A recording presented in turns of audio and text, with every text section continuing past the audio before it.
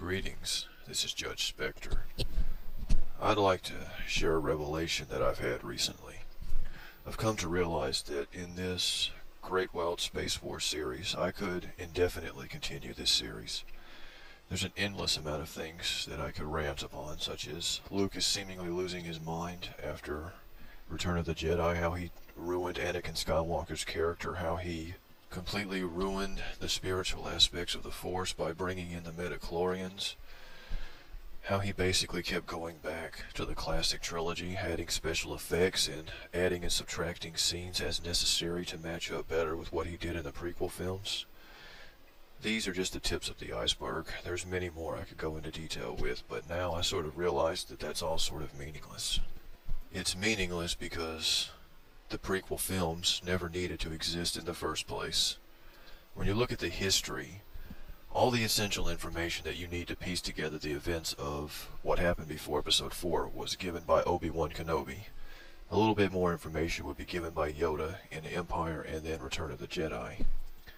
We know that there was a clone war and that during this period the Old Republic fell and the Empire rose to power and the Jedi were exterminated. We know that Anakin Skywalker was a good friend of Obi-Wan and was a good man who had morals and made a few bad choices and ultimately fell to seduction by the dark side.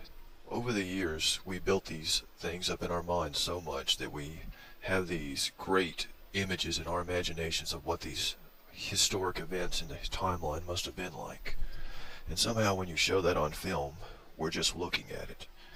It's never going to be the same, so I really never saw the point to doing it in the first place. And that always gets me thinking about how I was watching the DVD of The Empire Strikes Back one time, and I noticed that in a director's commentary, George Lucas himself stated that he never intended to go back and do episodes 1, 2, and 3.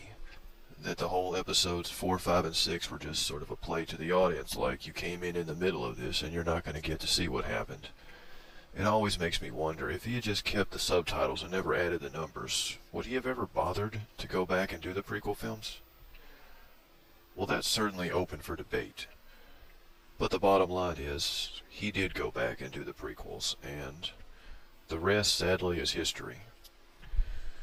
Episode 1, The Phantom Menace, was a huge blow to Star Wars in credibility, and episodes 2 and 3 just sort of sealed the deal. And it's been about 4 years or so since Revenge of the Sith, and in that period I've sort of had to come to terms with the fact that I'm no longer in the target audience of the Star Wars series. It's clearly being aimed elsewhere in a more kiddie direction. So that sadly means that it's now time for me to move away from the Star Wars series. Now, when DoccGero started, he stated that he called this a wild space war, but he didn't believe he would see any arguments that could counter his points. And that's very true, because I can't see anybody being able to do that, considering how solid his points are.